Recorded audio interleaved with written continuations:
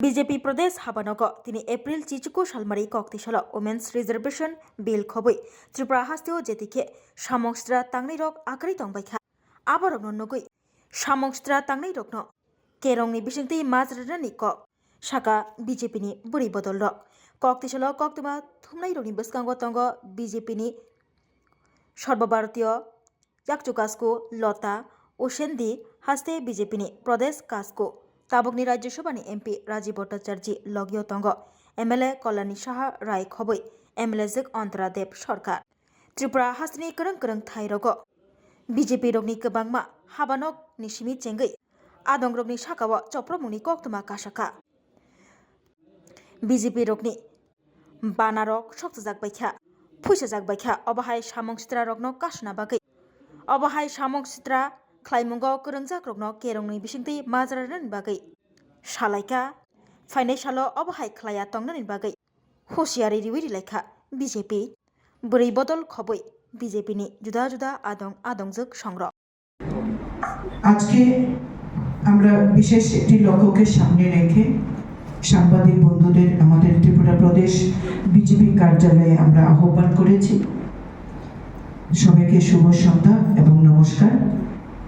আজকের এই প্রেস বার্তাতে আমাদের সঙ্গে রয়েছেন আমাদের রাষ্ট্রীয় সহ সভানেত্রী লতা ওসেন্দিজি, আমাদের সাথে রয়েছেন ত্রিপুরা প্রদেশ বিজেপির সম্মানীয় সভাপতি তথা রাজ্যসভার সাংসদ সম্মানীয় শ্রী রাজীব ভট্টাচার্য মহোদয়। আমাদের সঙ্গে আছেন আজকের এই প্রেস বার্তাতে আমার সহকর্মী ত্রিপুরা বিধানসভার সম্মানীয় সদস্য শ্রীমতী অন্তরা দেব সরকার মহোদয়া। আমাদের সাথে আছেন সিপাহী জেলা সভাধিপতি শ্রীমতী সুপ্রিয়া দাস দত্ত মহোদয়া এবং আমাদের মিডিয়া কনভেনার শ্রী সুনীত সরকার মহোদয়। আপনাদের সকলকে এই প্রেস বার্তাতে আমি স্বাগত জানাই এবং শ্রদ্ধা অভিনন্দন জ্ঞাপন করছি। আপনারা জানেন 16 এপ্রিল থেকে 18 এপ্রিল একটি বিশেষ অধিবেশন দেশের প্রধানমন্ত্রী সম্মানীয় শ্রী নরেন্দ্র মোদীজি আহ্বান করেছেন। আজকে দেশের একটা বহু চর্চিত বিষয় নারী শক্তি অধিনিয়ম বিল, যেটা 2023 সালের সেপ্টেম্বর মাসে পাশ হয়ে গেছিল লোকসভা এবং রাজ্যসভা, এমনকি দেশের মহামহিম রাষ্ট্রপতির অ্যাসেন্টও হয়ে গেছিল। একটি বিশেষ সংশোধনী এনে লোকসভায় 2026 সালের 16 এপ্রিল আবার একটি অ্যামেন্ডমেন্ট বিল সংসদে পেশ করা হয়, তারপর এটাতে ভোটাভুটি হয় এবং এই নারী শক্তি অধিনিয়ম বিল এবং তার যে সংশোধনীটি অত্যন্ত পরিতাপের সঙ্গে আমরা আজকে আপনাদের অবগত করছি যে কংগ্রেস এবং ইন্ডি জোট যেটা কংগ্রেসের, তারা এই বিলটির বিরুদ্ধে ভোটাধিকার প্রয়োগ করেছেন।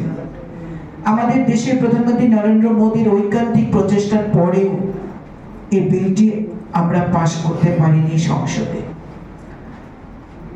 ইন্ডি জোট এবং কংগ্রেস নেতা রাহুল গান্ধী মহিলা বিরোধী, তারা আবার আজকে প্রমাণ করলেন। তারা এই বিলটা শুধু বিরোধিতা করেননি, এই দেশের অর্ধেক আবাদী 70 কোটি নারীদের অধিকার থেকে তারা বঞ্চিত করেছেন। নারীকে সম্মান দেওয়ার জন্য দেশের প্রধানমন্ত্রী নরেন্দ্র মোদী এই নারী শক্তি বন্ধন অধিনিয়ম বিল এনে নারীকে সম্মান দিয়ে এই দেশের নারীদেরকে রাজনীতিতে অংশীদারত্বের সুযোগ দিয়ে যে সম্মান দেওয়ার একটা প্রস্তুতি নিয়েছিলেন, যে ভাবে এগিয়ে গিয়েছিলেন যে এই দেশের বিকাশে বিকশিত ভারত সংকল্প যাত্রায় নারীদের শুধু ভোটার অধিকার নয়, নারীদের রাজনীতিতে অংশীদারত্ব হতে হবে। যে অভিপ্রায় নিয়ে, যে উদ্দেশ্য নিয়ে, যে মহান উদ্দেশ্য নিয়ে দেশের প্রধানমন্ত্রী নারী শক্তি অধিনিয়ম বিল এনেছেন, কংগ্রেস নেতা রাহুল গান্ধী এবং বিপক্ষ জোট সেটাকে ভ্রূণ হত্যার মতো, একটা মহিলা কন্যা সন্তান ভ্রূণকে যেমন মেরে ফেলে দেওয়ার একটা অভিপ্রায় আমরা দেখতে পেয়েছি। নারীর অধিকারকে সংসদে পাশ না করিয়ে একটা ভ্রূণ হত্যার সামিল এই কংগ্রেস এবং ইন্ডি জোট। তারা নারীদের ক্ষমতা পছন্দ করেন না, নারীদেরকে পিছিয়ে রাখতেই তারা চান এই দেশের নারীদেরকে রাজনৈতিক অধিকার দিতে তারা চান না। তারা চান তাদের পরিবারের মধ্যেই সমস্ত ক্ষমতা থাকুক। তারা চান কংগ্রেস ইন্ডি জোট চান, এই কংগ্রেস চায়, রাহুল গান্ধী চান তার মা সোনিয়া গান্ধীজি রাজনীতিতে থাকুক, প্রিয়াঙ্কা গান্ধী রাজনীতিতে থাকুক। যে কংগ্রেস পরিবারতন্ত্রে বিশ্বাস করে, আপনারা জানেন প্রিয়াঙ্কা গান্ধীর কি রাজনৈতিক তার প্রচেষ্টা ছিল এই কংগ্রেস সময়ে। তাকে কংগ্রেসের সাধারণ সম্পাদিকা করে নেওয়া হয়েছে। তার পরিবারের মহিলারা সম্মান পাবে, কিন্তু এই দেশের মহিলারা সম্মান পাবে না। দেশের প্রধানমন্ত্রী যেটা চেয়েছিলেন, এই দেশের অর্ধেক আবাদিকে রাজনৈতিক অধিকার দিয়ে লোকসভা থেকে শুরু করে রাজ্য বিধানসভা এবং ইউনিয়ন টেরিটরিতে বিধানসভাগুলিতে মহিলাদেরকে সাংসদ এবং বিধায়ক বানিয়ে তাদেরকে রাজনৈতিক সুযোগ করে দেওয়া, সেটা কংগ্রেস এবং তার জোট সেটাকে ভেস্তে দিয়েছে। সেটাকে আমরা নিন্দা জানাই, যেটাকে আমরা ধিক্কার জানাই। কংগ্রেস সবসময় উন্নয়ন বিরোধী ছিল, কংগ্রেস সবসময় মহিলা বিরোধী ছিল, সেটা আবার প্রমাণ করেছে। इस पे आपका क्या प्रतिक्रिया है? क्योंकि डीजी ने बोला है कि नहीं, इस परिस्थिति ऑलरेडी स्वाभाविक है। डू यू थिंक द परिस्थिति इज स्वाभाविक पोस्ट पोल रिजल्ट बायलेंस है? देखिए, त्रिपुरा में हमको जो अभी सवाल पूछा गया, वायलेंस की बात आप करेंगे तो ये चुनाव की बात, रिजल्ट की बात, कुछ जगहों में हमारा कार्यकर्ता को मारा है, कुछ कैंडिडेट को भी मारा है, कुछ घर बारी जलाया गया है। इसके बारे में हमारा पूरा टीम चारों ओर से हमारा मिनिस्टर जो है, इन लोग सब जगहों में गया है, विजिट किया है, तो इसका जानकारी हम लोग ले रहे हैं। और आप जानते हैं मैं भी स्टेशन में नहीं था, मैं दिल्ली में पार्लियामेंट में था, तो मैं आज भी उन लोगों को बुला रहा हूँ और बातचीत करूंगा और डीजी से भी बात करूंगा कि जिन लोग घर से आया है इन लोगों को सुरक्षा देके घर में भेजे, उनकी व्यवस्था करें। तो मैं इस बारे में जानकारी लेके आपके माध्यम से भी मैं अपील करना चाहता हूँ, जो चुनाव हो गया, जीत गया, ठीक है, सरकार जो बनेगा, लेकिन ये जो परिणाम की बात जो हो रहा है, ये तो ठीक नहीं। ये हमने देखा था वो कम्युनिस्ट 25 साल सीपीएम का राज था, सीपीएम का राज में ये काम, ये दृश्य हम लोगों को देखने को मिलता था, और सेम D2 अभी ये परिणाम की बात, एडीसी चुनाव की बात, ये देखने को हम लोगों को मिल रहा है। तो ये ठीक नहीं है। और किसको किसको मार रहा है? थानसा को मार रहा है, तिपरासा को मार रहा है। ये क्या है? हम बात कर रहे हैं डेवलपमेंट की, हम बात कर रहे हैं एक त्रिपुरा श्रेष्ठ त्रिपुरा का बात कर रहे हैं, और त्रिपुरा नॉर्थ ईस्ट में त्रिपुरा आगे बढ़ेगा, तो ये संतरास करके, ये खून खराबी करके, किसी का घर जला के ये डेवलपमेंट कैसे होगा? पहले तय करना पड़ेगा कि डेवलपमेंट होगा या डेवलपमेंट इशू में लड़ेंगे हम लोग ना, ये हम लोग पार्टी जो हम लोग संतरास की बात करते हैं वहां पर हम लोग चुनाव लड़ेंगे। तो एक डेमोक्रेसी होता है, और डेमोक्रेसी की बात जो करते हैं घर में बैठ के, ये त्रिपुरा को एक एग्जाम्पल है। ये चुनाव में डेमोक्रेसी की बात जो खिलाफ जो बात करते हैं, त्रिपुरा एग्जाम्पल है। हम सरकार में है लेकिन हमारा नहीं हुआ, कुछ खामी रह गया होगा। तो प्रॉपर डेमोक्रेसी की वे में चुनाव हुआ है, तो मैं इसका बहुत मैं गुजारिश करता हूँ, आप लोग मिलकर चलिए। थानसा ऊपर मारेगा, वो अत्याचार करेगा, वो डेवलपमेंट कैसे होगा? पहाड़ का डेवलपमेंट चाहिए, ये पहला मुद्दा है। इस मुद्दे पर हम लोग सब मिलकर काम करना है। 300 অধিক বিজেপি যারা আছে দলীয় আপনারা দলীয় যারা লোকরা আছে তারা 300 অধিক বাড়িঘর ছেড়ে আগরতলায় স্থান গ্রহণ করেছে। তাদের একটি কথা, আমরা বিজেপি করেছি যার কারণে আমাদের উপর এরকম অত্যাচার করা হচ্ছে। আজকে সরকার আপনাদের পার্টি আপনাদের সব কিছু আপনাদের, তাদেরকে কেন এখন পর্যন্ত সেই ব্যবস্থাটা করা হয়নি? তাদের পাশে কেন এখনো এরকম করা হচ্ছে? সেই জিনিসটা কতটুকুভাবে আপনি দেখছেন? না না, ভারতীয় জনতা পার্টির প্রদেশ সভাপতি হিসেবে কার্যকর্তা আমাদের কাছে সবচেয়ে বড়। এই কার্যকর্তাদের মূল্যায়ন এবং কার্যকর্তার উপর যেহেতু হামলা হুজ্জতি হচ্ছে, সেটা অত্যন্ত নিন্দনীয়। আর এখানে বসে নিন্দা করছে এটা না, এখানে পার্টি অফিসে বসে নিন্দা করছে এটা না। আমরা আমাদের মন্ত্রী, আমাদের যারা পার্টির সিনিয়র লিডার, জেলার নেতৃত্ব, তাদেরকে আমরা তৎক্ষণাৎ আমরা পাঠিয়েছি। আমি তো বললাম যে আমিও ছিলাম না, মাননীয় মুখ্যমন্ত্রীও বাইরে রয়েছেন, পশ্চিমবাংলার প্রচারে রয়েছেন।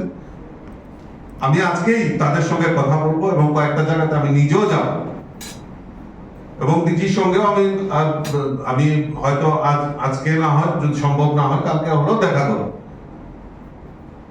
একদম কঠোর ভাষায়, কঠোরভাবে আমরা তার নিয়ন্ত্রণ করব এবং মানে এই কার্যকর্তাদের যাদের উপর হামলা হুজ্জতি হচ্ছে, এটা কোনোদিনও যারা এর সঙ্গে জড়িত কাউকে যাতে রেহাই না করা হয়, তার জন্য সরকারের কাছে আমরা আপিল রাখবো এবং আমরা বড় প্ল্যানিং করে আমরা সেই জায়গায় আমরা বসবো, কথাবার্তা হবে। Thank you. आज विशेष प्रायोजन के तहत आप सबके समक्ष उपस्थित होना हुआ है।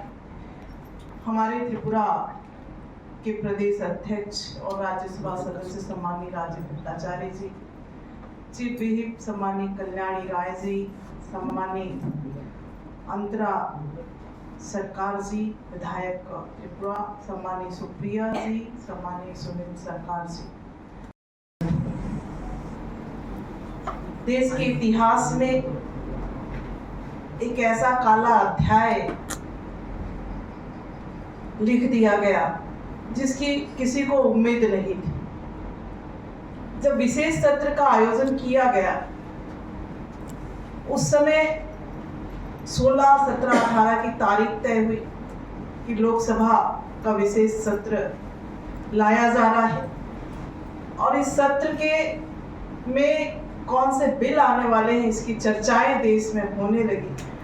तो हम सब जानते हैं इस देश की आधी आबादी और इस देश के लोग प्रसन्नचित्त थे, प्रफुल्लित थे, खुश थे। वर्षों से लंबे इंतजार के बाद वो दिन आखिर आ रहा है जब हमारे देश की आधी आबादी को उनका अधिकार मिलने वाला है। माननीय प्रधानमंत्री नरेंद्र मोदी जी के नेतृत्व में ये बिल पास होगा और जिन्होंने लगातार विगत दशक में जब से वो प्रधानमंत्री बने, हम बहनों की हमेशा चिंता की और उनके अनुकूल वातावरण तैयार करने का प्रयास किया और उसके तहत हम सब जान रहे हैं कि अभी बिल की बाट हम सब जोह रहे थे और जब 16 तारीख को सत्र प्रारंभ हुआ, देश की आधी आबादी और पूरे लोग टीवी के समक्ष निश्चित तौर पे आंख गड़ाए बैठे हुए थे कि ये बिल पास होगा और हम सबके सपने साकार होंगे। लेकिन हम सब जानते हैं कि 17 तारीख को जब ये बिल गिरा, उस समय नारी शक्ति वंदन अधिनियम बिल नहीं गिरा, हमारे देश की महिलाओं की अपेक्षाएं गिर गई। हमारे देश की महिलाओं की भावनाओं के साथ विपक्ष के खेल का उजागर हो गया। हमारे देश की बहनों का जो लंबा इंतजार था, 30 साल से जो लंबा इंतजार कर रहे थे, और 30 साल भी मैं क्या कहूँ, आप सब जानते हैं कि इस विषय को लेकर लगातार चर्चाएं हुई और इस विषय को लेकर हमारी दादी हो, हमारी नानी हो, कई पीढ़ी इंतजार कर रहे थे कि हमारे समाज की जो महिलाएं हैं, जो लगातार संघर्ष कर रही हैं क्षेत्र के काम के लिए, समाज के काम के लिए, परिवार के काम के लिए, राष्ट्र निर्माण के, राष्ट्र हित के लिए जो कार्य कर रही हैं, उन्हें वो अवसर मिलेगा कि अब वो लोकसभा विधानसभा में 33% के साथ जाएंगी और उनका विचार जो है वो कानून के रूप में परिवर्तित होते हुए हम सबको देखने को मिलेगा। लेकिन हम सब जान रहे हैं, जो कांग्रेस हमेशा से जिन्होंने ये माहौल बनाया कि महिला आरक्षण का विषय हम लेकर आ रहे हैं और इसके सृजनकर्ता हम ही हैं, ऐसा वातावरण उन्होंने हमेशा बना के रखा और उस वातावरण को पटाक्षेप 17 तारीख को उन्होंने जिस माहौल के साथ किया है उसे हम सब लोगों ने देखा है। कांग्रेस लगातार महिलाओं के हित की बात कहती रही। कांग्रेस ईडी गठबंधन की अगर मैं बात कहूँ तो लगातार वो महिलाओं के हितों की बात करती रही, लेकिन जब अवसर आया तो उसमें परंतु किंतु लगाकर महिलाओं के अधिकारों को छीनने का काम किया, महिलाओं की प्रगति को रोकने का काम किया। हम सब जान रहे हैं, आप सब जान रहे हैं, जिस तरीके से जब बिल गिरा तो बिल गिरने के साथ ही हमने सबने टीवी में फुटेज आप सबके माध्यम से देखा, सोशल मीडिया के माध्यम से, आप सबके माध्यम से, कि किस तरीके से कांग्रेस के बंधु खुश नजर आ रहे थे, उनके चेहरे पे जो चमक नजर आ रही थी, विपक्ष के लोगों के चेहरे पे जो चमक नजर आ रही थी, वो चमक किस चीज की थी, वो चमक किस बात की थी, वो चमक किस लिए था? सिर्फ इसलिए कि देश की आधी आबादी को आप रोक रहे हैं, देश की आधी आबादी को प्रगति करने से रोक रहे हैं, उनके विचारों को कानून के रूप में परिवर्तित करने में रोक रहे हैं, मेज थपथपाते हुए, बाहर उत्सव मनाते हुए वो लोग दिखे। बहुत अफसोस की बात है कि जो लोकतंत्र की जननी इस देश में ऐसी घटना चक्र भी हो रही है जहां आधी आबादी के आकांक्षाओं के साथ, उनके सपनों के साथ खिलवाड़ करने का काम विपक्ष कर रही है। भारत देश की महिलाएं जी ने ये भी कहा कि मुझे श्रेय नहीं चाहिए, हमको श्रेय नहीं चाहिए, आप ले जाओ श्रेय, मैं विज्ञापन छपवाऊंगा और आपको श्रेय दूंगा, लेकिन इस बिल को पारित होने दीजिए, हमारी आधी आबादी को उनका अवसर मत उनसे छीनिए, ये उनका अधिकार उनसे मत छीनिए। तो ये बात जब माननीय प्रधानमंत्री मोदी जी ने कहा तो भी विपक्ष के साथियों को समझ में नहीं आया। माननीय प्रियंका जी काफी मुस्कुराकर कह रही थी और बहुत चमक के साथ उनका चेहरा दिख रहा था कि जब ये बिल गिरा तो माननीय प्रियंका जी, मैं कहना चाहूँगी आप ये एक महिला है, लेकिन आपका जो हाइट है, ऊंचाई है, वो इस स्तर पर है कि आप किसी गांव की महिला के बारे में, उसके संघर्ष के बारे में, उसकी चुनौतियों के बारे में शायद आप बहुत गंभीरता के साथ, आपके पास बहुत जानकारी नहीं है कि उसके संघर्ष के साथ अगर राजनीति कर भी रही है, अगर उसने एमएलए भी बना है, उसने पंचायत में प्रतिनिधित्व भी उसे मिला है, लोकसभा में अगर वो किसी तरीके से पहुंची है, तो जो लोकसभा का आंकड़ा है, मैंने पहले ही कहा कि 13 और 14% के बीच आज हमारा वो आंकड़ा आ रहा है। अगर हम उसको बढ़ाना है तो कहीं ना कहीं महिलाओं के लिए जब इस तरह की बात आती है तो मुझे लगता है एक कदम आगे बढ़ के आपको इसका समर्थन करना चाहिए। आप लोग समर्थन करते और समय आया तो आप पीछे हट गए। ये देश की जनता समझ रही है, देश की महिलाएं समझ रही हैं और अब ये देश की जनता और देश की महिलाएं आपको कभी माफ करने वाली नहीं है। आने वाले समय में निश्चित तौर पे अवसर जब उनके हाथ पे आएगा तो बता कर रहेंगे कि जो हमारे साथ सही में खड़ा है, राजनीतिक चाहत से ऊपर उठकर हमारे साथ जो खड़ा है, हम भी उसके साथ खड़े होंगे, क्योंकि राजनीतिक लाभ लेने के लिए जिन लोगों ने रोकने का प्रयास किया है, अब वो समय आ गया है। इसके पहले भी हम देखेंगे कि लगातार जब ये बिल आ रहा था तब कई बार उन्होंने सदन में इसको रोकने का प्रयास किया, लेकिन अब वो दिन दूर नहीं होगा। आने वाले समय में फिर से हम लगातार संघर्ष करते रहेंगे और हमारी बहनों को वो 33% आरक्षण मिले और विधानसभा लोकसभा में उस प्रतिशत के साथ आगे जाएं और अपने विचारों को वहां कानून के रूप में परिवर्तित करें। इस बात के लिए लगातार भारतीय जनता पार्टी लगी रहेगी और काम करती रहेगी। आप सबके माध्यम से हम ये बताना चाहेंगे कि विपक्ष के लोग हमारी बहनों को जिस तरह से छलने, ठगने, धोखा देने का काम कर रहे हैं, अब हमारी बहनें वो छलावा को बर्दाश्त नहीं करेंगी और विपक्ष आज एक्सपोज हो गया है। इतने दिन तक तो जो है एक पर्दे के पीछे चल रहा था कि लोग हमारे साथ हैं, हमारे साथ हैं, हमारे साथ हैं। जब साथ रहने की बारी आई तो किस तरीके से वो पीछे हट गए हैं, इसको आज देश की महिलाएं समझ गई हैं, हमारी बहनें समझ गई हैं। और आने वाला समय अब उनका नहीं होगा। वे ऐसे स्वार्थी तत्वों को हमारी बहनें ही कुर्सी से, सत्ता से हटाएंगी और जो उनके समर्थन में, उनके हित में जो कार्य करने वाली सरकार है, ऐसी सरकार बनकर निकल कर आएगी। बंधुओं, मैं आग्रह करना चाहूंगी, आप सबसे निवेदन भी करती हूँ और हमारी बहनों से भी मैं अपील करती हूँ कि ये वो समय आ गया है जब विपक्ष आपके साथ जिस तरह का खेल कर रहा है, आने वाले समय में उन्हें सबक सिखाने का एक अवसर आपके पास है, आप पास आएगा, आपके हाथ में आएगा। तो निश्चित तौर पे आप उस पे उस दिशा पे काम करेंगे और जो लोग आपके प्रगति में बाधक हैं, ऐसे लोग नहीं रहेंगे। इन बातों को लेकर मैं आप सबके समक्ष यहाँ पे उपस्थित हूँ। हम सब लोग यहाँ पे उपस्थित हैं और निश्चित तौर पे हम देख रहे हैं कि जिस तरीके से विरोध किया गया, हमारे अनुसूचित जनजाति की बहनें हो, अनुसूचित जाति की बहनें हो, बहनों को रोकने का प्रयास किया गया। इस बिल के आने से बहुत सारी बहनों के सपने टूट गए हैं। अब वो सपने को आने वाले समय में साकार करने के लिए हमें संघर्ष करने की आवश्यकता, उस संघर्ष की दिशा पे हम आगे बढ़ रहे हैं। आप सभी को इसीलिए हम सब ने यहाँ पे आमंत्रित किया कि आपके माध्यम से हमारी बात जाए कि जिस तरीके से छलने और ठगने का काम जिन लोगों ने किया है, धोखा देने का काम जिन लोगों ने किया है, उन्हें आप समझिए और अपना एक नया आयाम, नया दौर लिखने के लिए, 21वीं सदी के भारत के लिए नया दौर लिखने के लिए तैयार हो जाइए। ये अपील मेरी हमारी समस्त बहनों से है। ये सिर्फ जो अमेंडमेंट है डिलिमिटेशन वाला, जहाँ पे सरकार के खिलाफ तो एलिगेशन है कि सरकार वुमेन्स रिजर्वेशन के बिल के पीछे डिलिमिटेशन बिल को पास करवाना चाह रही थी और जिन्होंने समर्थन नहीं किया उनमें सिर्फ कांग्रेस या अपोजिशन भी नहीं है, एनडीए के जो अलायंस पार्टी है वो भी है। तो इस बात को आप कैसे देखते हैं? मतलब एनडीए के सपोर्टर ही इस बिल पे सपोर्ट नहीं किया। इस बात को अगर हम कहते हैं डिलिमिटेशन की बात हो या नहीं, विपक्ष कभी चाहता ही नहीं है कि 33% महिलाएं वहां पे पहुंचे और अपनी बातों को मुखरता के साथ कहें। जो 2 दिन की चर्चाएं थी उनमें सारी बातें हमारे माननीय गृह मंत्री जी ने, हमारे प्रधानमंत्री जी ने बहुत स्पष्टता के साथ उनके समर्थन का, और एक विषय पे तो उन्होंने ये भी कहा कि मुझे 1 घंटे का टाइम दीजिए, मैं अमिटमेंट के साथ वापस आ सकता हूँ। ये अध्यक्ष जी से भी उन्होंने इस बात को कहा है।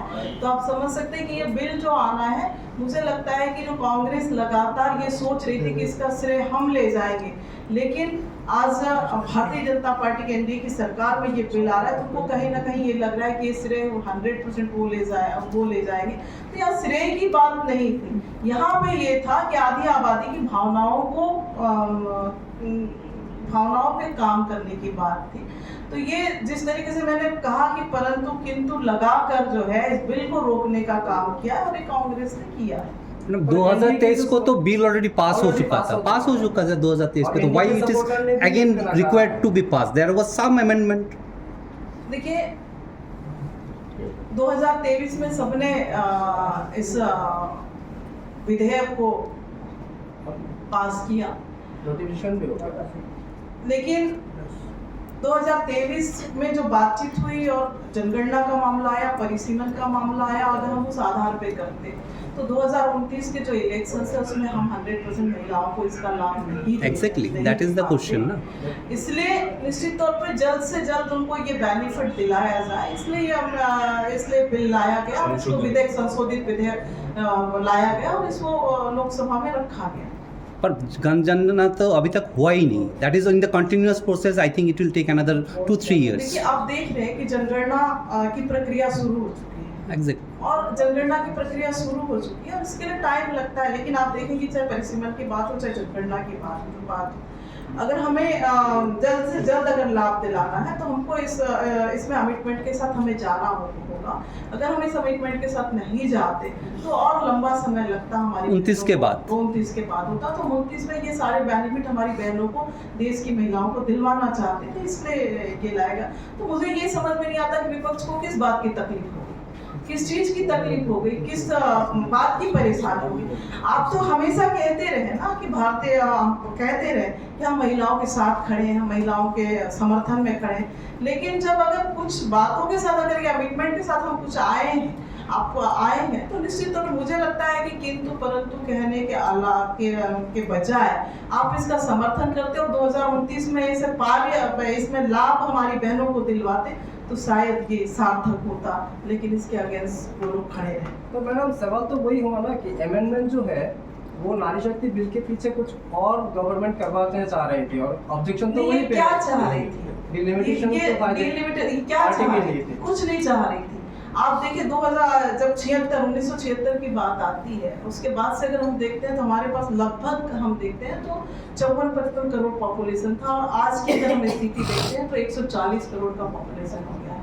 और परिसीमन को तो आपातकाल में भी कांग्रेस ने रोकने का प्रयास किया था और आज भी परिसीमन को रोकने का काम कांग्रेस ने किया है। तो उस पॉपुलेशन के हिसाब से अगर प्रतिनिधित्व आपको देना है, होना चाहिए, जो नहीं हुआ है लोकसभा में देना चाहिए, तो उसके लिए अगर प्रस्ताव आ रहा है तो इसमें बुराई क्या, किसको नुकसान हो रहा है? कांग्रेस भयभीत है, इस बिल के आने से कांग्रेस भयभीत है, विपक्ष के लोग भयभीत है, इसलिए वो रुकावट बन के खड़े हैं, वरना ये आज स्थिति देखने को नहीं मिलता और पूरा देश आज उत्साह मनाता रहता। हमारी लोकतांत्रिक व्यवस्थाएं जो है, भारत के पारंपरिक सांस्कृतिक धरोहर जिस तरीके से महिलाओं को हमेशा से बराबर और सम्मान का प्रतिनिधित्व जिन्होंने दिया है, लेकिन बीच में जो कालखंड आए हमारे साथ भारत के साथ और महिलाएं पिछड़ी, उन्हें एक समान अवसर देने की बारी आई तो आप फिर से वापस पीछे खसक गए। ये कांग्रेस की रणनीति है, चाल है, जो महिलाओं को आगे बढ़ाना नहीं दे सकता। और मैम कांग्रेस और विपक्ष के अलावा एनडीए की कुछ पार्टियों ने भी इसमें वोट नहीं किया, तो उस बारे में आप क्या बताएंगे? हमारे पास जो वोट था वो हमको अधिक वोट मिला है, हमारे भट्टाचार्य जी है, अधिक वोट मिला है और आगे का एनडीए का पूरा वोट मिला क्या? भट्टाचार्य जी आपको विस्तृत रखेंगे क्योंकि सदन में आप उपस्थित रहे और सारी चीजें राष्ट्र निर्माण में जो हम काम कर रहे हैं प्रगति के पथ पे, वो निश्चित तौर पर दोगुना गति के साथ आगे बढ़ेगा। जिस देश की महिलाएं प्रगति करती हैं वो देश ऑटोमेटिक प्रगति करने लगता है। इस भावना के साथ बेटी पढ़ाओ बेटी बचाओ की बात प्रधानमंत्री नरेंद्र मोदी जी ने की और कई योजनाएं लॉन्च की, जिसके कारण से हम देखते हैं कि आज स्कूलों में भी बच्चों की संख्या, ड्रॉप आउट बच्चियों की संख्या 0 हो गई है। महिलाएं धुआं रहित भोजन पकाएं, उनके आग से भोजन पकाने के लिए आंसू ना टपके, इसकी चिंता इतने वर्षों में किसने की? इसकी चिंता माननीय प्रधानमंत्री नरेंद्र मोदी जी ने की उज्ज्वला योजना के माध्यम से। खुले में शौच से मुक्ति दिलाने की चिंता किसी ने की तो माननीय प्रधानमंत्री नरेंद्र मोदी जी ने की। 10 करोड़ से अधिक महिलाओं को आयुष्मान भारत की योजनाओं से भी दूर रखने का प्रयास कांग्रेस ने किया, उसे भी किसी ने पूरा किया। उनके स्वास्थ्य की चिंता किसी ने की तो माननीय प्रधानमंत्री नरेंद्र मोदी जी ने की। मुस्लिम बहनों के ऊपर जो 3 तलाक का तलवार लटक रहा था, उसे लोगों ने राजनीतिक फायदा के लिए कभी इस विषय पे चर्चा नहीं करते थे कि अगर हम इस विषय पे चर्चा करेंगे तो मुस्लिम परिवार में, मुस्लिम बंधुओं में हमारे खिलाफ वातावरण बनेगा और वो हमें वोट नहीं करेंगे।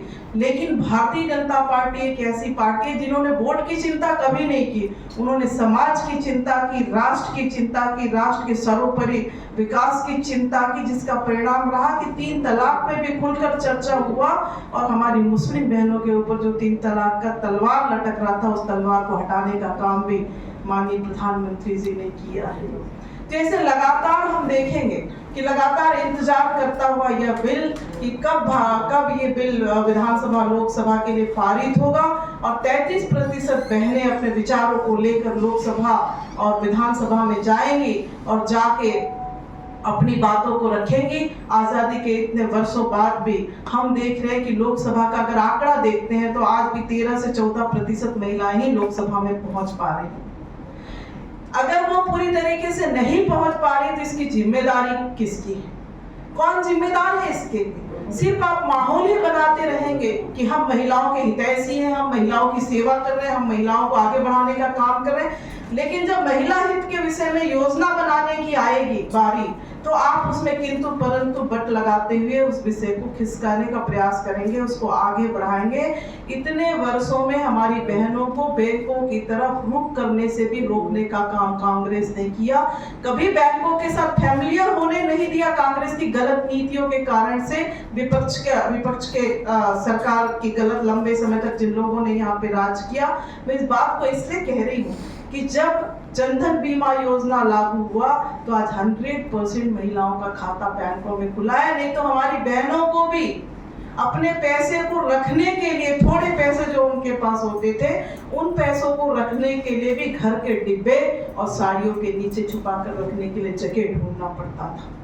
इन सारी चीजों से मुक्ति दिलाने वाले कोई हैं तो माननीय प्रधानमंत्री नरेंद्र मोदी जी हैं। और बहुत अफसोस की बात है कि 33% आरक्षण की बात जब आई और समर्थन आपने किया, लेकिन ऊपरी मन से किया, बाहर से किया, जब वाकई देने की बात आई तो आपने अपना कदम पीछे कर लिया, आपने अपना हाथ पीछे कर लिया। ये विपक्ष की जो राजनीतिक प्रकाष्ठा है, इच्छा है कि वो इच्छा है कि किस तरीके से वो खुद बने रहे और देश में एक जो माहौल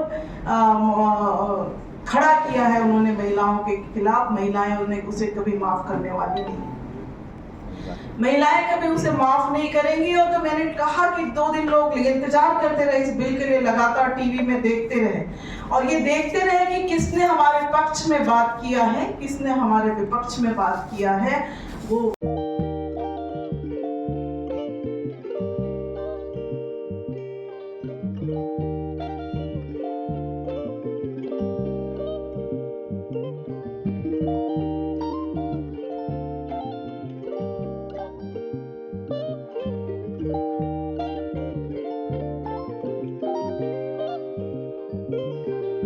रिगनाय नायथक रिगनाय हामजांग रंगनि बागै नायथकते क्वालिटी काहाम रिगनाय ताबुक हातिवो बेले रांक्लाइबायनो मानथुगै दंगो मानथगो याक बाय ताकजा रिगनाय चामुथो रिशा कानबरो मानथगो कताल जरनि मेशिन बाय ताकजा नायथक बुमलनि पालेनि रिगनाय तिप्रासा हुकुमु मारि रांतां सुरा चंद्रहार वाखुम तोया खारु जतो मानथगो हाइके लिरिदा तंसिदि ताबुक नकरंदि कानरुबाय ते कानबरो फाल नकबाय अरो होलसेल ते खुसरा रिगनाय रिशाबो फाजगो मानथगो जेरक रिगनाय बानिया ख्लायनाय बरक अ फाल नकनिनो रिगनाय रिशा होलसेल तलांगै बानिया बुखलाय मानाय हाइके लिरिदा तंसिदि करंदि निकुमा Agartala north Banamalipur near Young's corner club west Tripura mobile number 9862821223 ते किसे कोक दूर नंबर 87875891171/811993854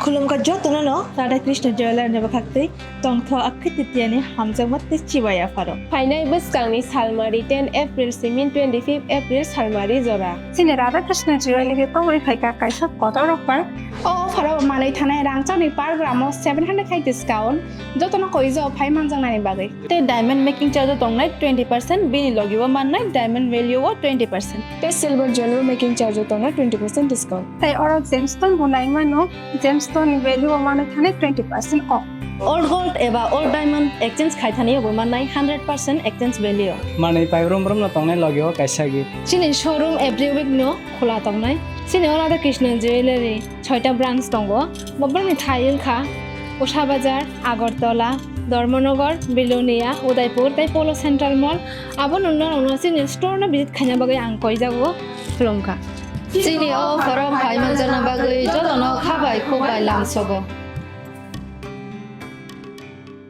রাধাকৃষ্ণ জুয়েলারি নিয়ে এলো অক্ষয় তৃতীয়া বিশেষ অফার 10 থেকে 25 এপ্রিল 2026 পর্যন্ত 700 টাকা ছাড় প্রতি গ্রাম সোনার গয়নার কেনাকাটায় 20% ছাড় হীরের গয়নার মজুরিতে এবং হীরের মূল্যে রূপোর গয়নার মজুরিতে এবং গ্রহরত্নের মূল্যেও 20% ছাড় পুরনো সোনা ও হীরের গয়নায় পাচ্ছেন 100% এক্সচেঞ্জ ভ্যালু আর প্রতিটি কেনাকাটায় থাকছে নিশ্চিত উপহার আমাদের প্রতিটি শাখায় রয়েছে ফ্রি জেমস্টোন এবং গোল্ড টেস্টিং সুবিধা সাথে ফ্রি জুয়েলারি ইন্স্যুরেন্স। আমরা প্রতিদিনই খোলা, তাই আজই চলে আসুন আপনার নিকটবর্তী রাধাকৃষ্ণ জুয়েলারি শোরুমে। সবার সাদর আমন্ত্রণ। রাধাকৃষ্ণ জুয়েলারি, উষা বাজার, আগরতলা, ধর্মনগর, বিলোনিয়া, উদয়পুর এবং পোলো সেন্ট্রাল মল। খুলুমখা হাস্তিনি যত লোকলগ্ন রাধাকৃষ্ণ জুয়েলারিন বখাক্তই যতন হামজাকমা তেচি বাইয়া ফারো অবশ্য সেনাও বাবা গরিয়া যতরি নক দুখঙ্গ হামারি খুলুম তরি নাইথ যতন তন্থ গরিয়াতে